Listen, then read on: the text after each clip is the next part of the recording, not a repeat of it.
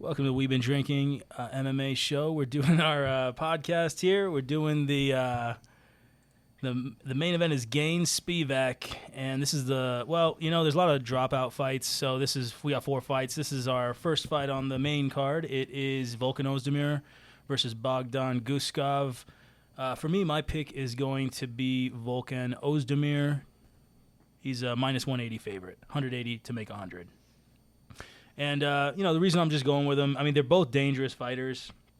Both got power in their hands to knock you out. I just feel like Guskov's this is his first fight in the UFC. And for me, I like Ozdemir because he's a little bit faster with the footwork, throws with combinations routinely. He's been there, done that. He's top 10 in the world, ranked fighter. And I just think that he's got the experience and he punches with damage to keep Guskov off of him because Guskov does punch with even more power than Ozdemir. It's going to be an absolute killer fight, and killer be killed. Here we go. It's going to be a great fight. Yeah, with Guskov, this is lousy. Curtis. I think it's going to be like a first round, like he's going to gas himself out. This might be a going the distance type situation here.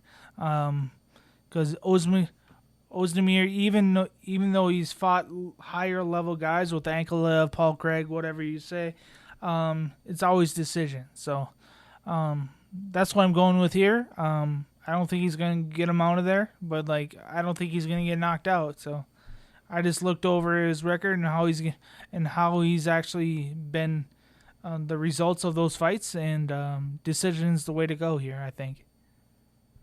That's my decision. Yeah, I think it's going to be a very entertaining fight just because you got two big punchers. So, yeah, going with Ozdemir, but he's going over there by going the distance, right? That is correct. There we go. Appreciate listening, guys. Welcome to the We've Been Drinking MMA podcast. We're going to be talking about the co-main event in the Gane Spivac UFC Fight Night, and versus Namajunas versus Furio. I never get Fioro. It's probably Fioro or some French. It's a French name. Fioro. There you go. Damn, that was pretty good. That's about right. And the one, Rose is actually moving up from 115 to 125 here. Crazy. To fight. She's Furio. I've seen her last fight against Chukagian. She's no joke. So she should have taken an easier fight.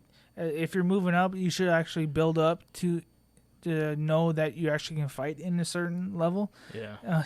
I think Furio is in the top 10, if I'm not mistaken here. Oh, yeah. Probably top 5 at this point. So this is not going to be an easy fight. I'm going the distance is my bet. Same here. I don't think either one's going to get each other out because they're two really stupid tough competitors here. Yep. So that I'd probably back up the Brinkstrap to bet that. So I agree. Lock of the fight. Yeah. Lock of the card, I guess. Yeah. So I agree. I think Namajunas not throwing her normal strike count in her last 2 fights. Esparza she lost to, and then Whaley she beat, split decision. But both of those fights she wasn't throwing much strikes at all, and just very defensive, like just moving around, switching stances, but not actually throwing much at all. Maybe a leg kick once in a while.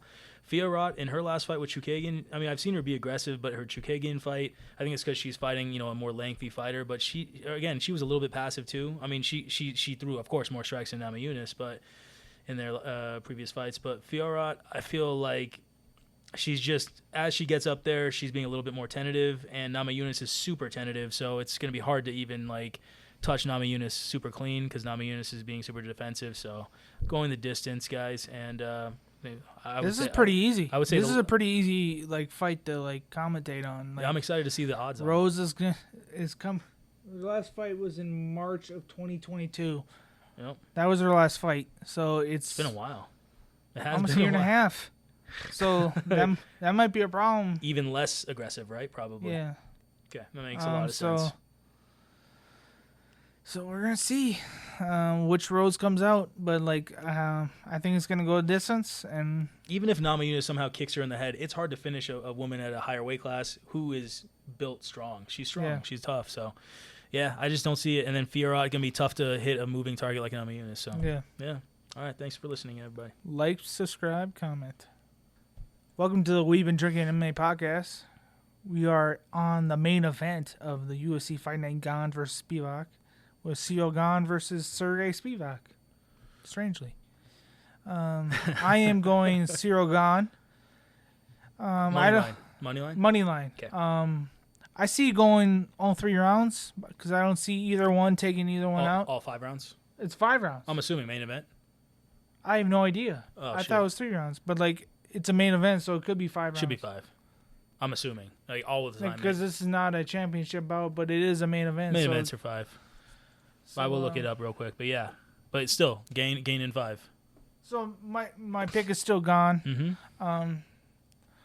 I think he's How do you think he gets it I think his mindset is gonna be like, I lost in 30 seconds. I had the belt and I lost in 30 seconds. Yeah. I'm gonna come out, train, and just be a monster. I think that's what's gonna happen here. For sure. For me, I'm going with Spivac. He's an underdog, just money line.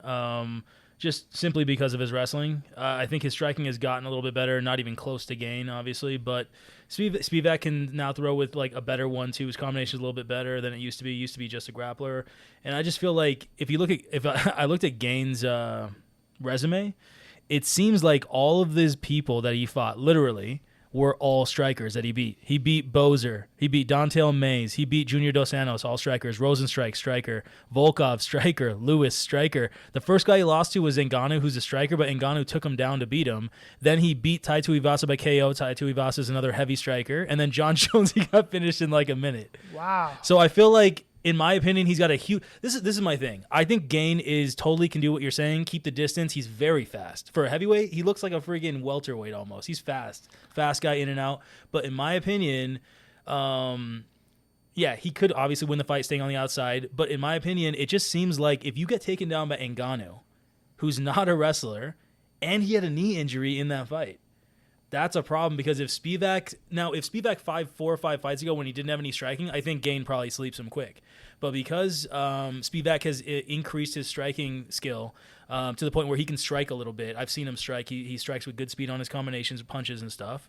A body lock against Gane is not a problem. You look at his last, he did get KO'd by Aspinall in the first round. And that's the same type of fighter as Gane is. Yeah. I'm not trying to I'm just devil's advocate. Here. We got to look at it. Look at his record, and he's beaten. He's beaten a Sakai who's grapplers. He's not in the league. He's not in UFC anymore. Agreed. He fought Hardy, KO'd him. He's not in the league anymore. Very true. Lewis is. He submitted Lewis though. He did submit Lewis, but let's be honest, Lewis is not the fastest guy. Very slow footwork. So Gane is completely fast footwork. It's actually an interesting matchup. When you think about like the fast work of Gane, Spivac can take you down in many ways, body lock you, keep dragging you down, get you against the fence, chain the punch into a takedown. Gane's faster, there's no doubt. So it's not going to be easy to get Gane down, but if he gets Gane down, it could be a bad night for Gane. It's going to be a bad night for sure. It's definitely a bad round. If it happens early, Gane cannot get up on his feet, in my opinion, versus Spivac, because Spivac is heavy. He's a boulder on your chest. He's heavy. He's 255 for weight, and Gane is 247.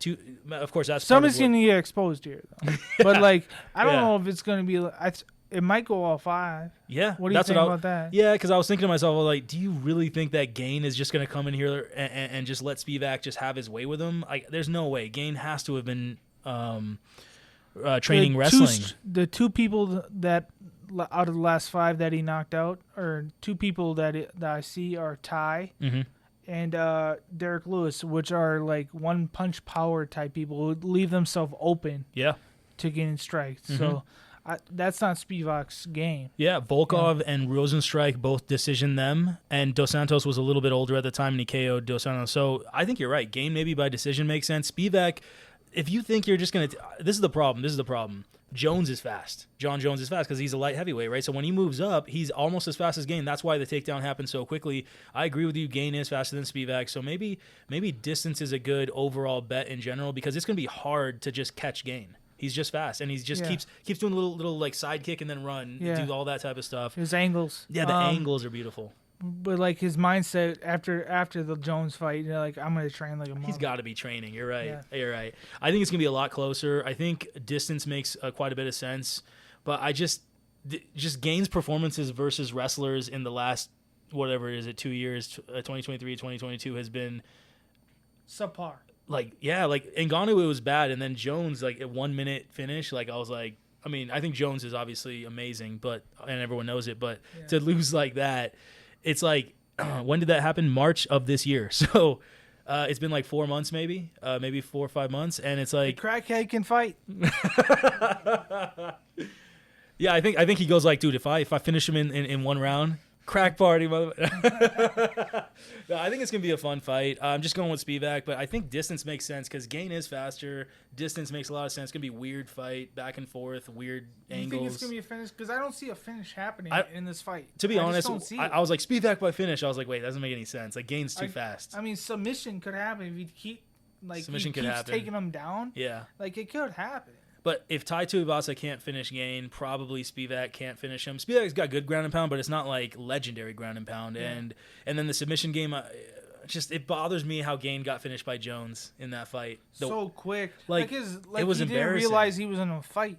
You know what I mean? He's like, I'm going to let you take my neck. Here you go. There you go. And tap. What the fuck? I thought it was fixed for like I'm not even a conspiracy guy, but for a second there I was like, is it fixed? He took a dive. Did he take a dive? Gane, did you take a dive? Yeah, hey, why don't you leave a comment? Gane, leave a comment. We've been drinking. Gane, we want to know. We're calling you out. We're not calling you out, but we're asking. We're asking a legitimate question from some fanboys. Hey, did you throw the fight?